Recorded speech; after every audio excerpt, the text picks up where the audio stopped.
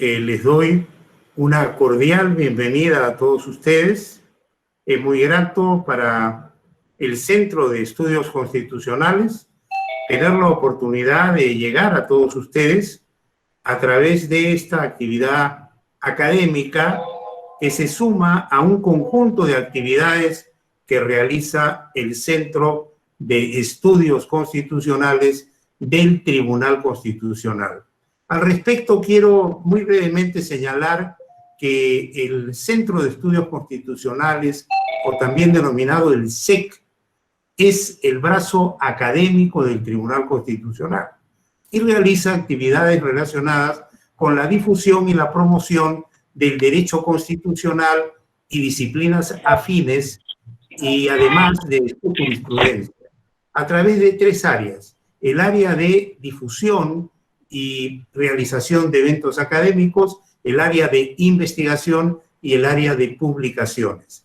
Este evento se engarza dentro del área de difusión y realización de eventos y actividades académicas, y nosotros dentro de estas actividades realizamos de varios tipos: las conferencias magistrales, como va a ser la que hoy tendrá a su cargo el maestro Domingo García Belaúnde, las conferencias especializadas, los conversatorios constitucionales, los diálogos constitucionales, los diplomados constitucionales y además los seminarios y talleres constitucionales. Es decir, es un conjunto de actividades. Y para mí, entonces, repito, es muy grato estar con todos ustedes, y es además especialmente grato en esta oportunidad tener a mi cargo la presentación del doctor Domingo García Belaúnde, que indiscutiblemente es el más connotado constitucionalista peruano que tenemos entre nosotros. Ha llevado a cabo una tarea no solamente de difusión del derecho constitucional, sino ha promovido un movimiento constitucional peruano que ha significado que hoy en día tengamos constitucionalistas de diversas generaciones. Por eso para mí es un alto honor encontrarme hoy con el maestro García Belaúnde, a quien le doy la más cordial bienvenida. Quiero decir que el doctor Domingo García Belaúnde es doctor en Derecho por la Pontificia Universidad Nacional de San Marcos, tengo entendido. Además es un experto en la materia, de una trayectoria muy larga. Es además el presidente honorario de la Asociación Peruana de Derecho Constitucional. Es un personaje conocido en el mundo académico, no solamente nacional, sino internacional, miembro del Consejo Directivo del Instituto Iberoamericano de Derecho Constitucional y autor de diversos libros sobre su especialidad y sobre algunas materias conexas con ella o coyunturales que se han ido presentando durante su experiencia. Para nosotros, entonces, es un verdadero honor, un privilegio, hoy contar con la presencia del maestro Domingo García Belaúnde, a quien con el mayor agrado le doy el uso de la palabra para que hoy tenga a cargo la disertación COVID-19, libre circulación, medidas de seguridad y personas privadas de libertad. Adelante, maestro Domingo García Belaúnde. Bueno, muchas gracias por estas palabras tan generosas que ha pronunciado el doctor Blume, que provienen básicamente de nuestra amistad, ¿no? Y él, además, él es propenso a la exageración como buena persona que es. Yo le agradezco mucho esta invitación y más aún precisarle que, claro, soy más connotado porque soy el más viejo, así de simple. Entonces, yo recordaba un dicho o un apotegma de un famoso pensador peruano cuyo nombre no voy a decir ahora, y que decía lo siguiente: la dignidad que dan los años es la única que se ejerce con pesar. Y creo que es verdad. En fin, quiero agradecer esta invitación al Centro de Estudios Constitucionales, que tiene toda una trayectoria, con el doctor Gerardo Eto primero, con el doctor Carlos Ramos Núñez después, y ahora con el doctor Blume. y más aún ayudados por estas técnicas nuevas, que antes no existían, en mi época eran impensables, ¿no? Y además agradecer al centro, naturalmente, la asistencia de tanto público, tanto hombres como mujeres, que me satisface mucho por lo que estoy viendo, y van a tener bastante paciencia en escucharme, cosa que se lo agradezco, y por supuesto a Susana Tábara, a la cual quiero que me disculpe porque le he maltratado varias veces para poder ponerme a tono con ustedes. Así es que, hecho esto, vamos un poco al punto y a hacer una pequeña aclaración en relación, una precisión en relación con lo que ha dicho el doctor Blume, que es la siguiente. Yo cuando, miren lo que es la vida, ¿no? Cuando yo acabé en la Universidad Católica y me gradué de abogado, de esto ya hace 1000 años, quise ser doctor porque en esa época el doctorado era clave para llegar a los altos cargos en la universidad. Y me encontré con que, por un lado, digamos, lo conocía de fuera, pero nada más, no existían maestrías. Las maestrías se implementan en los años 80 recién. Antes lo que existía era la licenciatura, o sea, el título de abogado, y el doctorado. Entonces yo salí de la Católica y me encontré que la doctoral de Derecho estaba vacía. No, estaba cerrada porque no había candidatos, la gente no se inscribía, o sea, a nadie le interesaba ser doctor. Y efectivamente, mis maestros, que serían 40 o 50 abogados, algunos muy notables, ninguno era doctor. Bueno, ninguno es un decir, 2 o 3, porque no era necesario ser doctor, que era la única categoría académica.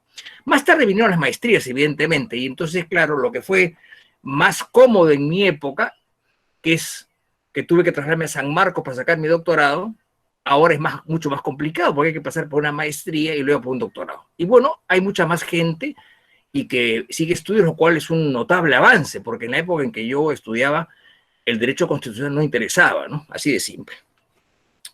Bueno, agradeciendo todo esto, vamos un poco al punto, ¿no? Un poco tratando de ver las cosas y tocando los diversos temas que me parece que son importantes. Lo primero es decir algunas palabras sobre el nombre que se le ha dado a esta epidemia, que me parece un poco eufemístico. O sea, se le llama de una manera, digamos, sofisticada para ocultar la maldad que hay dentro de ella.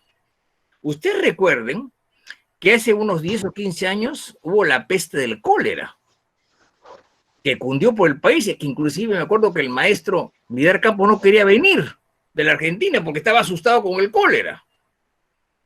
Entonces, el nombre era peste o plaga. Ahora somos más finos y le llamamos epidemia o pandemia. Hay un famoso libro que siempre lo menciono porque no lo he leído, pero porque nunca se tradujo y ahora sí se ha traducido, pero yo fui un gran admirador de Albert Camus, que fue premio Nobel en los años 60 y murió muy joven, pero tiene obras extraordinarias que hasta ahora se editan. Él escribió un libro que se llamaba La Peste, en la cual contaba todo esto que pasaba en Orán, que era eso, una enfermedad infecciosa que se corría. Entonces, ese es el nombre que se le ha dado. El nombre y la modalidad es COVID-19. Eso es lo que ha quedado. Y eso nos hace más tranquilos, pero no tanto cuando vemos los efectos que ella tiene. Entonces, de ahí por el nombre. Ahora, lo segundo es que hay frente a este tipo de, digamos, de situaciones complicadas que abarcan gran número de personas y de zonas. Partamos un poco por la manera como lo ha afrontado la doctrina. La doctrina, por lo menos en Occidente, Estados Unidos es una situación distinta. La doctrina Occidente habla del estado de emergencia constitucional.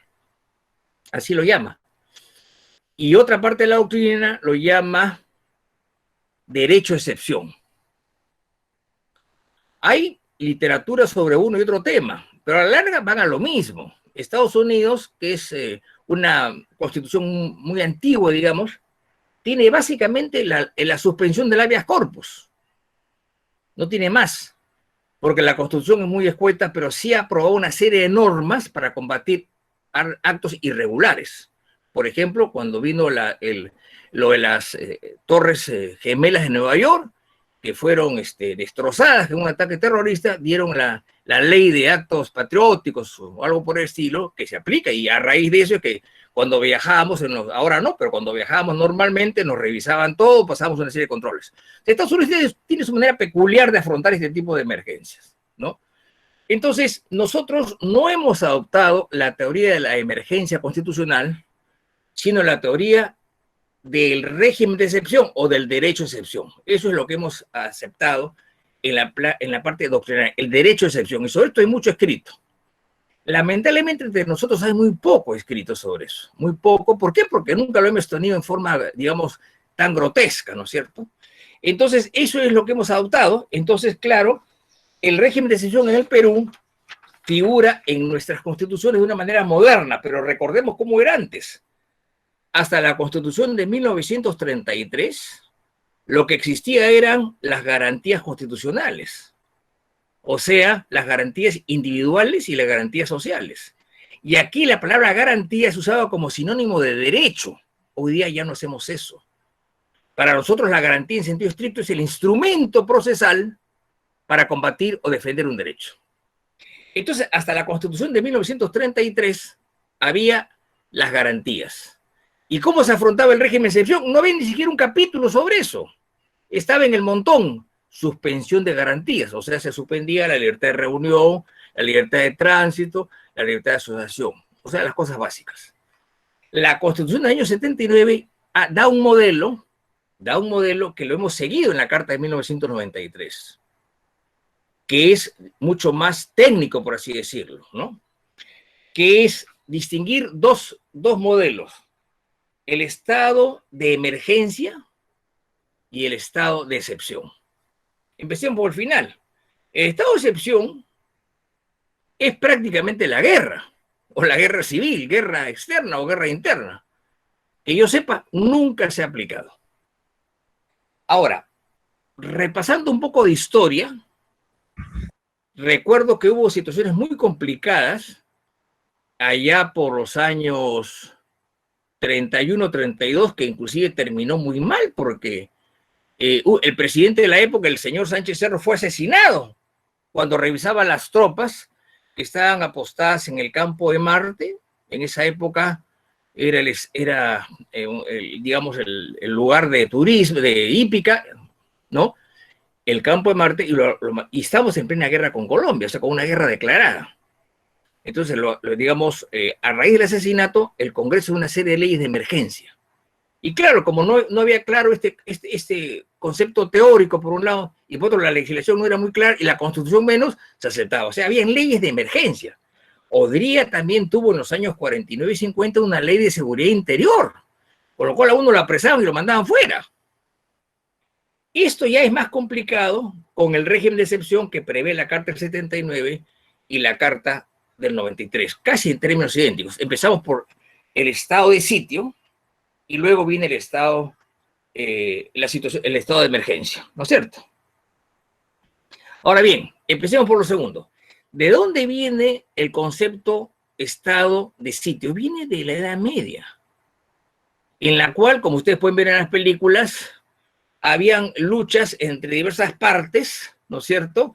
Y al final lo que había que hacer es que la gente se refugiaba en las ciudades que eran amuralladas o con grandes castillos que también eran amurallados. Entonces, había un estado de sitio que significa que se ponía sitio, o sea, vigilancia, para que nadie entrase y saliese. Y había el problema de que a la larga los vencían por hambre, por falta de comida o por falta de agua. Entonces, ese era lo más duro y que lo tomaron los revolucionarios franceses del siglo XVIII y ha quedado. No es un estado de sitio real, sino simbólico, pero que implica la gravedad del asunto. Como le he dicho, nunca se ha aplicado desde que está impuesto, pero hay modalidades parecidas que existen en el año 30, 31, 32, ¿no? Cuando hay esos años convulsos. Inclusive hay un ensayo, una especie de narración novelesca de Guillermo Sonde que se llama el año terrible, el año de la barbarie, ¿no? Que cuenta todo lo que pasa en el año 32, que fue de espanto, en la cual hubo inclusive una turba que asaltó un cuartel, el cuartel O'Donovan en Trujillo. Ese es el estado de sitio. El estado de emergencia es para otras cosas. ¿Qué dice la Constitución? Es muy genérica. Dice así: en caso de perturbación de la paz o del orden interno, de catástrofe o de graves circunstancias que afecten la vida de la nación. Es muy genérico. Hay que señalar que el estado de emergencia constitucional, hay que llamarlo así, es distinto a los estados de emergencia sectoriales. Dicho en otras palabras, hay emergencias presupuestales. Por ejemplo, en la ley de presupuesto dice que por esta vez y durante 6 meses se podrá suspender, ¿no es cierto?, las licitaciones, qué sé yo, y las, digamos, a la mano, ¿no? Hay emergencias sanitarias declaradas por salud hace algunos años locales, o sea, a nivel de ministerios y en zonas determinadas. Esos son estados de emergencia, digamos, de tipo legal. Pero el estado de emergencia de tipo constitucional es mucho más complicado porque tiene más alcances. Pero antes digamos una cosa.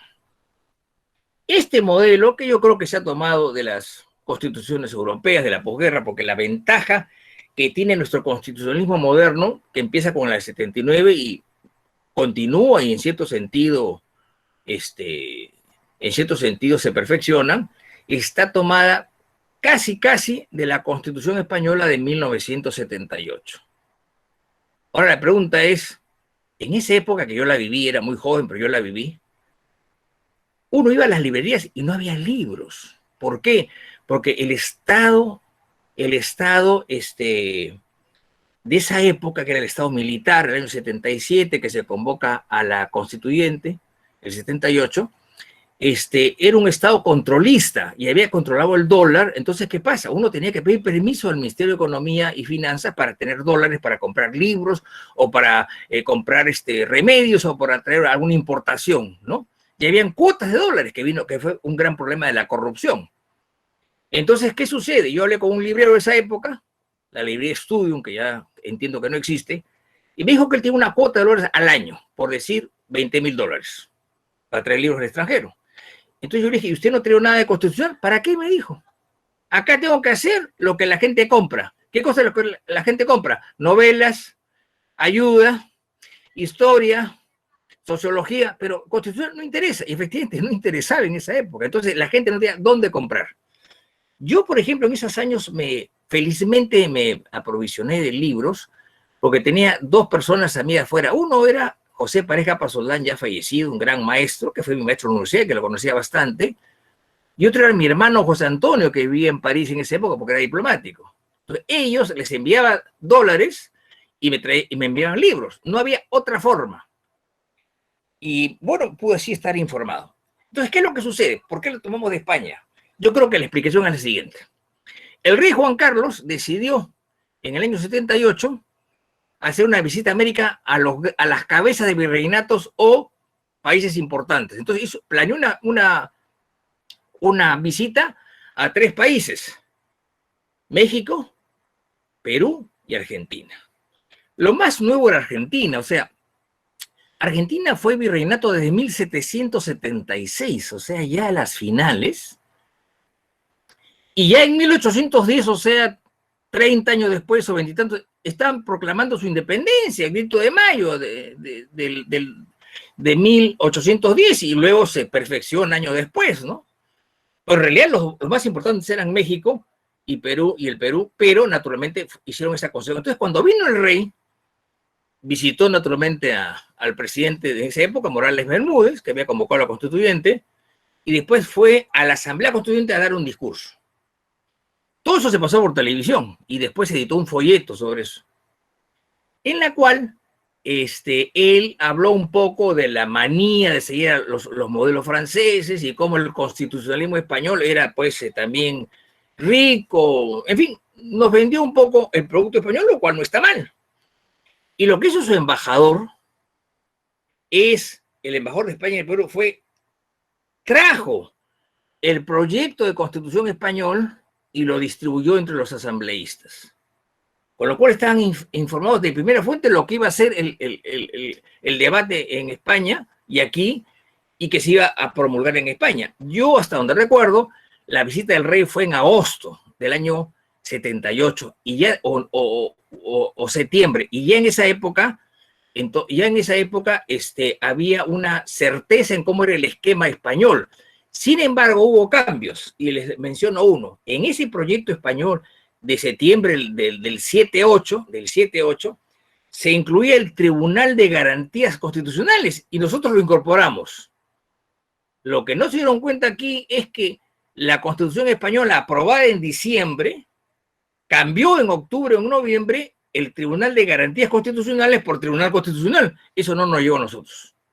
Y nos quedamos con eso, que no está mal, es un nombre histórico, pero que luego la constituyente del año 1993 ha cambiado. Entonces creo que eso primó. Pero España, y aquí viene la ilación, tiene algo parecido a lo nuestro, o mejor dicho, nosotros tenemos algo parecido a lo de España, pero con una diferencia. Ellos han creado un estado de alarma, o sea, tienen tres tipos: estado de alarma, estado de excepción y estado de sitio. Y en el estado de alarma, que es el que viven ahora y por el cual los constitucionalistas españoles están criticando al régimen que se ha excedido, tienen una precisión de que esto se aplica, entre otras cosas, a los problemas sanitarios, que es lo que tenemos nosotros, el que hoy día sufre el mundo, un problema sanitario, o sea, que afecta a la salud. Eso está en la Carta Española y no está aquí. Aquí lo que dice es muy genérico, que es graves circunstancias que afecten la vida de la nación. Bueno, no había otra alternativa, ¿no? O sea, esto es una crítica teórica, académica, de escritorio, pero no había otra forma. Muy bien.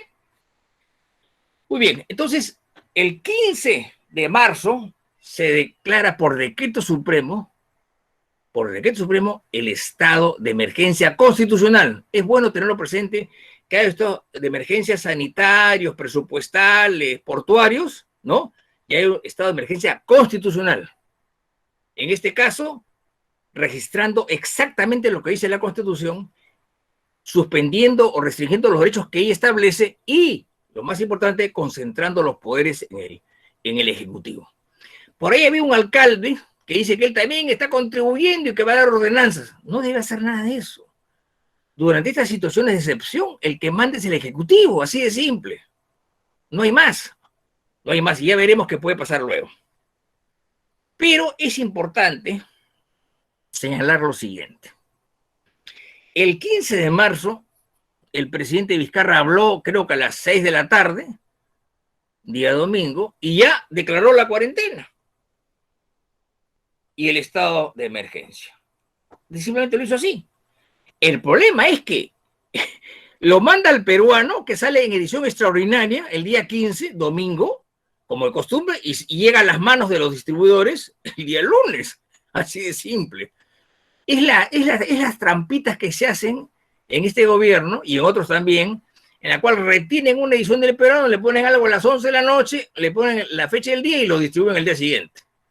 Y eso pues es una mañosería, evidentemente, ¿no? No está bien, no está bien. Entonces, el problema es que se aplica a partir del mismo 16, o sea, ya el 15 se declara la pandemia, se declara el estado de emergencia con todas estas limitaciones que vamos a ver luego, pero ya está prohibida el día 16. No obstante, permiten que haya vuelos internacionales hasta las 11:59 del día 16, que es lunes, con lo cual el día lunes 16 fue la última vez, ¿no?, que salieron vuelos fuera de Lima. Hoy día hay vuelos, pero todos son o humanitarios o de carga. Y entiendo que algunos van, digamos, al grupo 8, no van necesariamente a Jorge Chávez, ¿no? Yo sé de que hay muchos que hacen eso y además hay algunas empresas, yo la vi en días pasados, estos couriers que son DHL, que son FedEx, que tienen su propio avión, así de simple, no se complican. Entonces yo sé que FedEx envía varios volúmenes o libros o pedidos o qué sé yo, o encomiendas a muchos de nuestros países, ¿no? A muchos de nuestros países. En fin, entonces, este es lo que sucede. Pero voy a retrotraerme en el tiempo, que es importante. El día 31 de enero del año 2020 salen dos resoluciones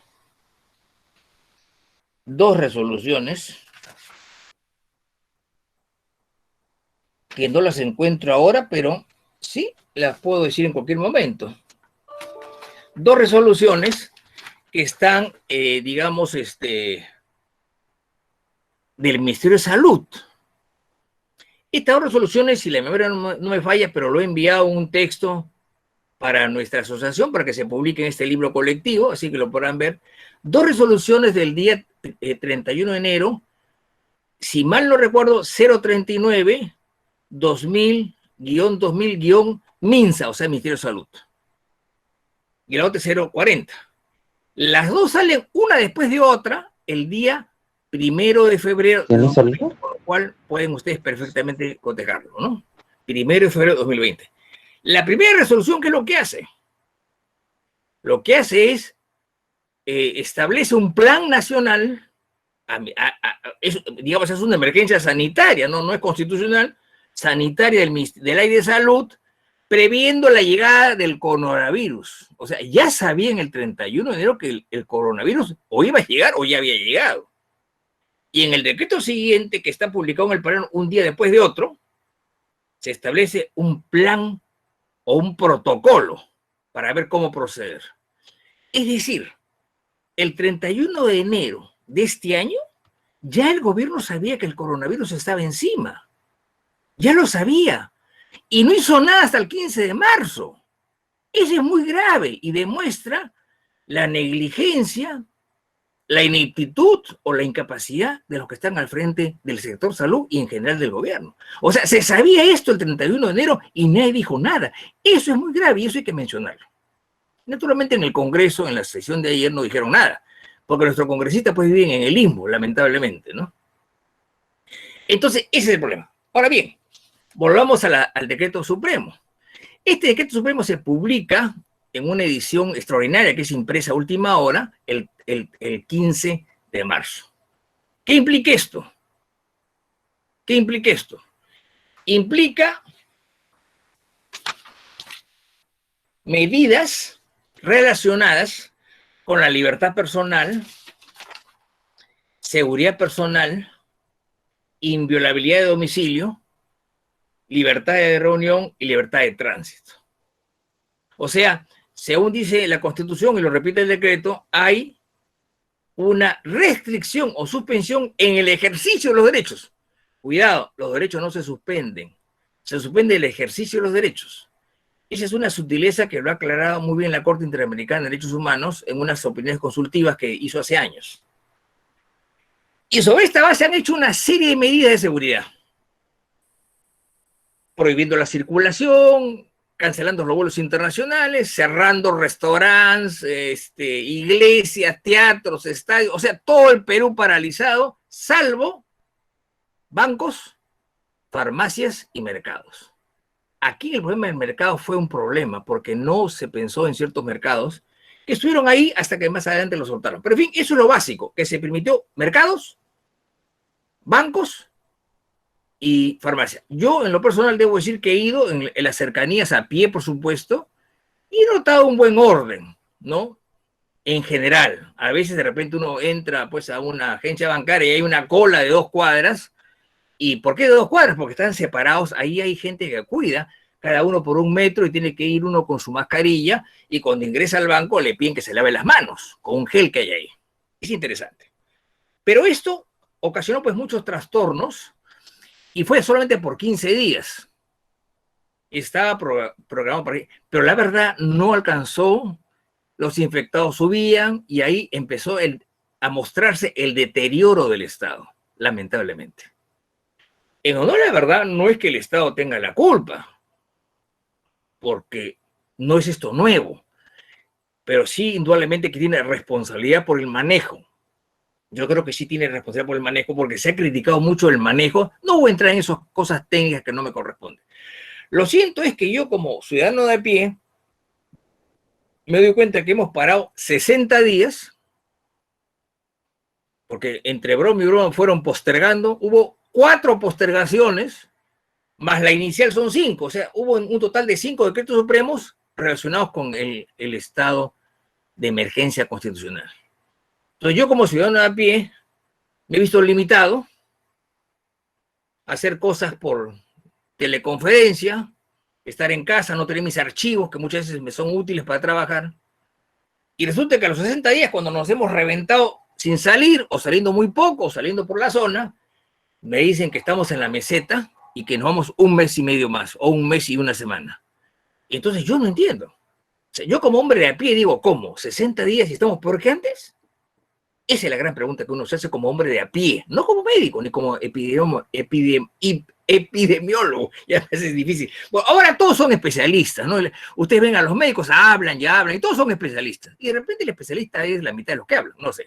Entonces, ese es lo que tiene uno como sensación el hombre de a pie. No voy a entrar en detalles porque esos son detalles médicos. Ahora bien, teóricamente, con esta prórroga se han soltado muchas cosas. Y aquí ha venido el problema de los mercados al cual hacía referencia, que parece que es realmente un centro de infección muy grande, ¿no? ¿Por qué? Porque son sitios grandes, se ofrece de todo, ¿no es cierto?, a magníficos precios y de ahí la gente compra y a su vez van los minoristas, ¿no? Así es que eso no se ha previsto y nos ha traído problemas. El problema es que yo no sé qué va a pasar después. Ahora bien, hemos tenido entonces limitación de derechos fundamentales, sí. Hemos tenido una limitación de derechos fundamentales, pero otra cosa que quiero decir es que esta limitación no ha sido objeto de cuestionamiento, pero sí es muy grave. Por ejemplo, inviolabilidad de domicilio. Lo normal es que uno esté en el domicilio, ¿no es cierto?, uno esté en el domicilio y puedan entrar a su domicilio solamente con una orden judicial. Pero cuando se suspende este derecho, o el ejercicio de este derecho, la policía entra de frente y si uno no abre, le tumban la puerta. La pregunta es, esta inviolabilidad de domicilio, ¿no? Es simplemente digamos, conectado, en conexión con la epidemia, nada más. No puede ser hecho por otro motivo, por ejemplo, que estoy escondiendo un ladrón en mi casa. No puede ser hecho por ese motivo, o sea, se presta a eso, lamentablemente. Entonces, esto es una restricción indudablemente y hay que tomarla en cuenta. La policía y las Fuerzas Armadas, yo creo que en principio, hasta donde yo estoy enterado, han actuado en general bien. No han faltado excesos, evidentemente, pero en general bien, por lo que yo he podido enterarme. Y aún más pienso que, como dijo el Contralor General, no lo dije yo hace algunos días, hoy la corrupción es peor que antes. Es lo malo de esto. Los controles traen corrupción, eso se sabe. Entonces, para que el control haya hecho esa declaración, bueno, es terrible. Y corrupción en los altos mandos, que es lo peor. En las esferas públicas. O sea, es un país lleno de corrupción que no sé a dónde vamos a ir. Tenemos que repensar a futuro nuevas políticas de Estado, ¿no? Ahora bien, veamos. Estos son los derechos suspendidos, pero hay derechos colaterales que han sido suspendidos. Por ejemplo, veamos algunos. Libertad de comercio ha sido suspendida. Libertad de industria ha sido suspendida. Yo conozco el caso de una industria, por referencia de terceros, que ha logrado, digamos, que ha logrado reactivarse o operar. ¿Por qué? Porque era una industria de plástico que hacía envases para alimentos. Pero eso fue un trámite de 10 días hasta que logró operar, pero el resto no operan, ¿no es cierto? Con excepciones. Entonces, ese es un efecto colateral. El caso de comercio, por ejemplo, han cerrado los restaurantes. Claro, ahora han soltado lo del delivery, pero no es lo mismo. Eso ya lo sabemos. Los industriales, el derecho a la educación afectado. Porque seamos honestos, la educación se ha cerrado, colegios y universidades, hasta fin de año. Claro que hay educación virtual, evidentemente, pero no es lo mismo. No es lo mismo. Tengo amigos que dictan a través del mundo virtual y me dicen que no es lo mismo. Y que en todo caso es muy interesante cuando son alumnos de posgrado, que en pregrado es más complicado. Y en el caso que yo he visto con mis hijos, que tienen hijos chicos, mis nietos, parece que en los chicos es más complicado hacerlo. O sea, en el fondo han afectado, digamos, el derecho a la educación, eso es obvio. Y también el derecho al trabajo, porque han votado a la gente alegremente. Han dejado a la gente simplemente sin nada. Con esto de la suspensión perfecta. El acceso a la justicia ha estado cerrado. Atiende una mesa de partes electrónica. Y, claro, lo penal actúa, pero a cuentagotas. A cuentagotas. Igual el Tribunal Constitucional. ¿Qué gran cosa puede avanzar en un mundo virtual? No es mucho. Entonces hay varios, y no me menciono, por ejemplo, cerrar cines y teatros, clubes sociales, espectáculos deportivos, la industria del turismo, por ejemplo, de la cual cuenta, por ejemplo, las visitas, los vuelos afectadas, los casinos afectados, etcétera, etcétera. Entonces, ha habido pues una afectación de otros derechos que no se han dicho y que hay que decirlos. Otro tema que me interesa mucho mencionar es el problema de los penales. Yo soy un poco susceptible a los penales, no porque haya estado preso, evidentemente, aunque podría haber estado preso, sino porque he visitado muchos amigos que han estado presos. He estado en San Jorge, he estado en Lurigancho. En mis años estudiantiles me fui a visitar la isla de San Lorenzo, que era un centro de reclusión, que era de espanto. Entonces, acá las prisiones siempre fueron de espanto, ¿no? Toda la vida. Este país ha sido errático en problemas de políticas penitenciarias, ¿no? No hay, o sea, hay capacidad para 50 o 60.000 internos y hay 97.000. Y lo más grave es que de esos 97.000 internos, 35.000 son prisión preventiva, o sea, gente que no tiene sentencia y que probablemente no tenga ni proceso abierto. Y me temo que muchos no van a tener ni siquiera acusación fiscal. Por lo pronto, los políticos que hemos visto que han circulado, yo no digo que sean honestos o no, ese es otro problema. Tienen la presunción de inocencia y tienen el derecho a un juicio justo. Ninguno tiene acusación fiscal. Ninguno. No la tiene, no la tenía Alan García, que se suicidó, no la tiene, entiendo que no la tiene Toledo, no la tiene Humal, etcétera, etcétera, no la tiene Keiko Fujimori, no la tiene Per Figueroa, un montón de gente más, Yoshiyama, etcétera. O sea, hay un abuso notorio de la prisión preventiva y esto es culpa estricta de los jueces y fiscales irresponsables. Hemos tenido una magnífica propuesta de la presidenta del tribunal, la doctora Ledesma, en relación con los penales, cosa que me parece muy interesante y que ha tenido eco. En el Parlamento está un poco dubitativo, pero el Congreso luego le dio facultades y esperemos que algo se haga sobre eso, ¿no? Porque no puede ser que haya 35.000 internos con prisión preventiva. Yo recuerdo el caso de Jacqueline Beltrán, la amiga de Montesinos, que era una chica no común y corriente, porque era la amiga de Montesinos, la metieron presa, 2 años y medio. La liquidaron y salió sin culpa, libre de polvo y paja. ¿Qué necesidad había de meterla presa? Ninguna. Y así hay otros más que no les cuento porque ya sería aburrido. El otro punto que quisiera tocar, porque el tiempo nos va ganando, y me gustaría más bien que mis distinguidos oyentes me hagan algunas preguntas, el tiempo nos va ganando, es lo del Sistema Internacional de Derechos Humanos. Les diré brevemente de que el Sistema Interamericano de Derechos Humanos ha contemplado en el Pacto de San José, que es del año 69, esta situación de excepción. Ya hay algunas sentencias sobre ello y 2 o 3 opiniones consultivas que dicen cuáles derechos no se pueden suspender. Por ejemplo, el derecho a la vida, ¿no? Etcétera. O sea, estamos en la órbita del sistema interamericano, por así decirlo. Un punto final que quisiera hacer es lo siguiente. En otras partes, en otros países, las situaciones de emergencia, o sea, los regímenes de excepción en general, son autorizados por el legislativo o confirmados por el legislativo, ¿no? En el caso del estado de emergencia, que es el más, digamos, el más común o frecuente, o simplemente hay responsabilidad y hay inclusive control judicial. Acá no hay nada de eso. Acá no hay nada de eso. Acá simplemente se declara un estado de emergencia, se pisotea a los ciudadanos, se hace quebrar las empresas y no pasa nada. Entonces yo creo que hay una responsabilidad del Estado. ¿Por qué? Porque la salud pública, el problema es de la salud pública, no de la salud privada. Hay un derecho a la salud que está en la Constitución. Y eso obligaba a tener una política pública de salud que llevase a hacer hospitales, centros médicos y postas a todo el mundo.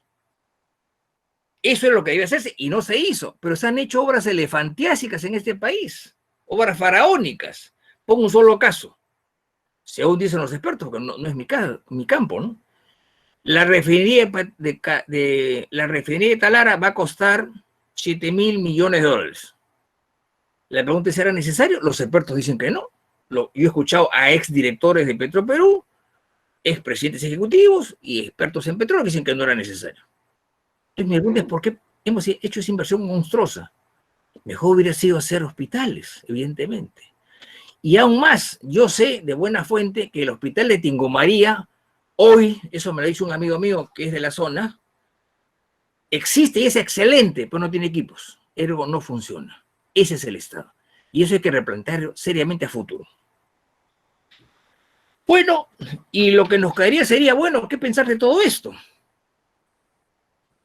Desde el punto de vista de los hechos no lo sabemos. Parece ser que se levanta la cuarentena después de todo, pero el llamado toque de queda va a ser eliminado, o mejor dicho, se mantiene el estado de emergencia muy aligerado y solo se mantiene lo que es la reclusión domiciliar en las noches, o sea, lo que sería clásicamente el toque de queda, ¿no? O sea, de 9 de la noche o 10 de la noche a 4 o 5 de la mañana, ¿no? O sea, habría un control en las noches teóricamente y durante el día sería eso muy laxo, muy laxo. Lo más probable es que, como dicen algunos expertos, esto suba la curva, etcétera, pero cuando todo esto acabe van a haber responsabilidades que hay que afrontar políticamente y judicialmente. Yo creo que las partes involucradas podrían denunciar civil o penalmente al Estado por los daños incurridos o los excesos en los cuales se han hecho algunos actos, ¿no? Bueno, y creo que con esto no me extiendo más. Muchas gracias por la atención, por esta paciencia, que la veo con mucha simpatía, la verdad, y estoy a sus órdenes para cualquier cosa. Muchas gracias.